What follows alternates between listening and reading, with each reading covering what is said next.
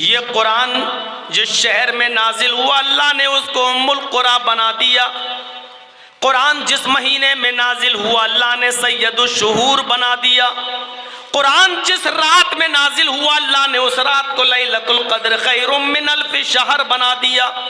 1000 مہینوں کی عبادت سے زیادہ بہتر اس لیے ملی کیونکہ اس مہینے کے اندر قرآن نازل ہوا ہے. آپ دیکھیے رات روز آتی ہے، سورج نکلا تو ڈوبے گا بھی، لیکن آپ اندازہ لگائیے کہ رمضان کو سب سے بڑی فضیلت اس لیے ملی کیونکہ اس مہینے میں قرآن نازل ہوا.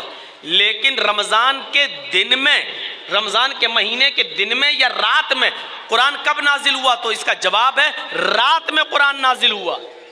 نبی اکرم پر جو قرآن کی آیتیں نازل ہوئیں وہ رات میں نازل ہوئیں. اللہ رب العالمین نے رمضان کے مہینے کی جس رات میں قرآن اترا، قرآن نازل ہوا، اس قرآن کی برکت سے اللہ رب العالمین نے اس رات کو بھی تمام راتوں میں سب سے افضل قرار دے دیا. اور کیا فرمایا؟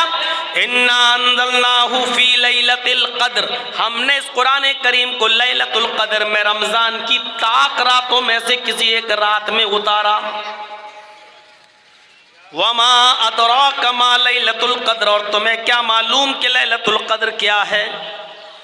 جس رات میں ہم نے اس قرآن کریم کو نازل کیا، اس قرآن کے نازل ہونے کی وجہ سے اللہ رب العالمین نے اس رات کو 1000 مہینوں کی عبادت سے زیادہ فضیلت عطا فرما دی. لیلۃ القدر خیر من الف شہر، اس رات کا جاگ لینا 1000 مہینوں کی عبادت سے زیادہ بہتر ہے. 1000 مہینوں کی عبادت ایک طرف اور اس ایک رات کی عبادت ایک طرف، اور اس ایک رات کی عبادت 1000 مہینوں کی عبادت سے زیادہ افضل. اب آپ اندازہ لگائیے اس رات کو یہ فضیلت کیوں ملی؟ قرآن کریم کی برکت سے. آپ ان بچوں کو معمولی مت سمجھیے، جنہوں نے حفظ کیا ہے یہ وہ بچے ہیں جب زمین پر چلتے ہیں تو رب کعبہ کی قسم یہ ننگی زمین پر نہیں چلتے، ان کے قدم کو زمین پر رکھنے سے پہلے فرشتے اپنے پر بچھا دیتے ہیں. سمندر کی مچھلیاں قرآن کا علم حاصل کرنے والوں کے لیے سمندر میں دعا کرتی ہے، آسمان کے فرشتے ان کے لیے رحمت کی دعا کرتے ہیں. غور کیجئے، یہ قرآن جس شہر میں نازل ہوا اللہ نے اس کو ام القری بنا دیا. قرآن جس مہینے میں نازل ہوا اللہ نے سید الشہور بنا دیا.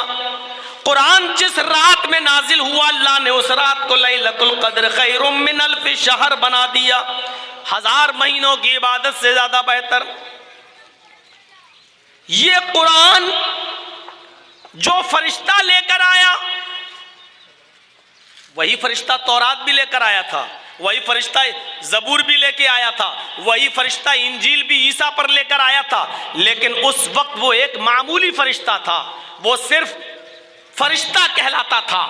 لیکن جب اللہ نے قرآن دے کر اس فرشتے کے ہاتھوں محمد الرسول اللہ صلی اللہ علیہ وسلم کے پاس بھیجا اور غار حرا میں اقرا بسم ربک الذی خلق خلق الانسان من علق قرآن کی آیتیں دے کر جب اللہ رب العالمین نے اس فرشتے کو بھیجا تو اس دن کی تاریخ سے اللہ رب العالمین نے اس فرشتے کو سید الملائکہ، تمام فرشتوں کا سردار بنا دیا. تمام فرشتوں کا سردار کون ہے؟ جبرائیل علیہ السلام. کیوں ان کو تمام فرشتوں کا سردار کیوں بنایا؟ کیونکہ یہ قرآن کریم لے کر آئے تھے جناب محمد رسول اللہ صلی اللہ علیہ وسلم پر.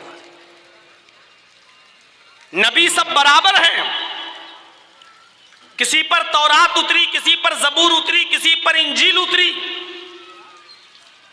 لیکن اللہ رب العالمین نے جب قرآن نازل کیا اور جس نبی کے اوپر قرآن اتارا، اس قرآن کی برکت سے اللہ نے اس نبی کو سید الانبیاء بنا دیا. ہم سوچ رہے ہیں، اندازہ لگا سکتے ہیں، سید الانبیاء، تمام نبیوں کا سردار. جتنے بھی پیغمبر اس دنیا میں آئے ہیں، چاہے وہ 1 لاکھ ہو، 1.25 لاکھ ہو، کم و بیش 1,24,000 ہوں، جتنے بھی ہوں، قرآن جس نبی کے اوپر نازل ہوا، اللہ نے اس قرآن کی برکت سے اس نبی کو سید الانبیاء بنا دیا. اور یہ قرآن جس امت نے پکڑا اور پڑھا اور سیکھا، اپنے کنٹھسٹ کیا، اس پر عمل کیا، تو اللہ نے اس کو خیر امت بنا دیا. کنتم خیر امت، تم سب سے بہتر امت ہو. دنیا میں بہت سی امتیں، بہت سی قومیں، لیکن تمہیں سب سے بہتر قوم بنایا جا رہا ہے. اس لیے کیونکہ تم قرآن کو پڑھتے ہو اور قرآن کے مطابق تم دوسروں کو نیکی کا حکم دیتے ہو اور برائیوں سے لوگوں کو روکتے ہو. کنتم خیر امہ، قرآن جس امت نے پکڑا اس کو خیر امت کہہ دیا. جب قرآن شہروں کی حیثیت بدلتا ہے، فرشتے کی حیثیت بدلتا ہے، مہینے کی حیثیت بدلتا ہے، رات کی حیثیت بدل رہا ہے، تو ایسا کیسے ہو سکتا ہے جو قرآن پڑھائے اس کا مقام نہ بدلے اور جو قرآن پڑھے اس کا مقام نہ بدلے؟ ایسا کیسے ہو سکتا ہے؟ اس لیے اللہ کے نبی نے فرمایا خیرکم من تعلم القرآن وعلمہ، تم میں سب سے بہتر وہ ہے جو قرآن کو خود پڑھتا ہے اور دوسرے کو پڑھاتا ہے، جو خود سیکھتا اور دوسرے کو سکھاتا ہے. یہ ہے قرآن کا مقام، یہ ہے قرآن کا مرتبہ، یہ ہے قرآن کی حیثیت جس نے دنیا کی تمام چیزوں کی حیثیتوں کو بدل دیا. اللہ کے نبی فرماتے ہیں ان اللہ یرفع عن ھذا القرآن اقواما ویضع به الاخرین. اس قرآن پر عمل کرنے کی وجہ سے اللہ رب العالمین بہت سی قوموں کو ترقی دیتا ہے، عروج پر پہنچا دیتا ہے، ثریا عطا فرماتا ہے. اور قرآن چھوڑ دینے کی وجہ سے اللہ رب العالمین بہت سی قوموں کو ذلیل کر دیتا ہے، رسوا کر دیتا ہے، بہت سی قوموں کو نیست و نابود کر دیتا ہے. یہی قرآن ہے جس کی وجہ سے اللہ قوموں کو عزت بخشتا ہے. یہی قرآن ہے جس کی وجہ سے اللہ رب العالمین اگر چھوڑتا ہے کوئی اس پر عمل نہیں کرتا تو اس کی وجہ سے قوموں کو ذلیل کر دیتا ہے. قرآن جو سنتا تھا اس کے دل کی دنیا بدل جاتی تھی. آج یہ قرآن ہم سنتے ہیں تو ہماری زندگیوں میں انقلاب کیوں نہیں آتا؟ ہمیں بتائیے میرے بھائیوں، کیا تاثیر بھی کبھی بدلتی ہے؟ برف پہلے ٹھنڈا تھا، آج بھی برف ٹھنڈا ہے. آگ پہلے گرم تھی، آج بھی آگ گرم ہے. مرچ پہلے بھی تیکھی تھی، آج بھی تیکھی ہے. نمک پہلے بھی کھارا تھا، آج بھی کھارا ہے. چینی جب بنی تھی تب بھی میٹھی تھی، آج بھی چینی میٹھی ہے.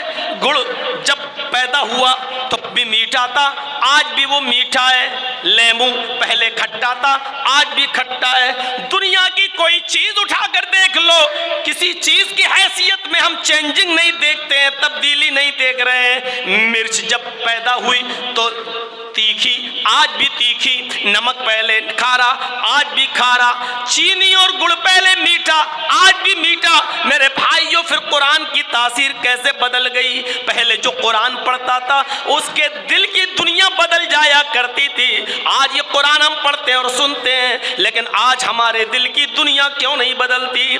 آج اس قرآن کی تاثیر کیسے ختم ہو گئی؟ یہ قرآن تو وہ تھا جو بڑے سے بڑے غصے والے انسان حضرت عمر فاروق جو غصے میں تلوار لے کر محمد رسول اللہ کی گردن اڑانے کے لیے جا رہے تھے، لیکن سنا کہ میری بہن و بہنوئی مسلمان ہو گئے، اسلام لائے. جب ان کے گھر گئے دروازے پر کھڑے ہو کر قرآن کی چند آیتیں سن لی. کہا بتاؤ کیا پڑھ رہے تھے؟ مارا بہن کو بھی بہنوئی کو بھی. جب بتا دیا گیا کہ ہاں قرآن پڑھ رہے تھے اور ہم اس سے بدل نہیں سکتے، ہم اس کو چھوڑ نہیں سکتے، تب حضرت عمر نے کہا اچھا مجھے بھی سناؤ یہ کیا ہے جو اس کو پڑھ لیتا سن لیتا چھوڑنے کا نام نہیں لیتا. چند آیتیں قرآن کی سنی، ایک آیت دو آیت مشکل سے 3 آیتیں ہی پڑھی تھی اور عمر فاروق نے 3 آیتیں ہی سنی تھی. چیخ پڑے نہیں یہ قرآن کسی انسان کا کلام نہیں ہو سکتا، یہ قرآن کسی انسان کا کلام نہیں ہو سکتا ہے. آئے میری بہن، آئے میرے بہنوئی، مجھے بھی اس ذات کے پاس لے چلو جس کے اوپر یہ قرآن نازل ہوا ہے، یعنی محمد الرسول اللہ صلی اللہ علیہ وسلم کے پاس لے کر چلو. جب حضرت عمر کو نبی اکرم کے پاس لایا گیا تو یہی عمر قرآن کی چند آیتیں سن کر محمد رسول اللہ کے ہاتھ پر بیعت کر کے اسلام لے آتے ہیں۔ قرآن کی چند آیتیں کوئی سن لیتا تھا، دل کی دنیا بدل جاتی تھی۔ آج کیا ہو گیا ہمیں؟ ہم قرآن سنتے ہیں لیکن ہماری دل کی دنیا نہیں بدلتی ہے۔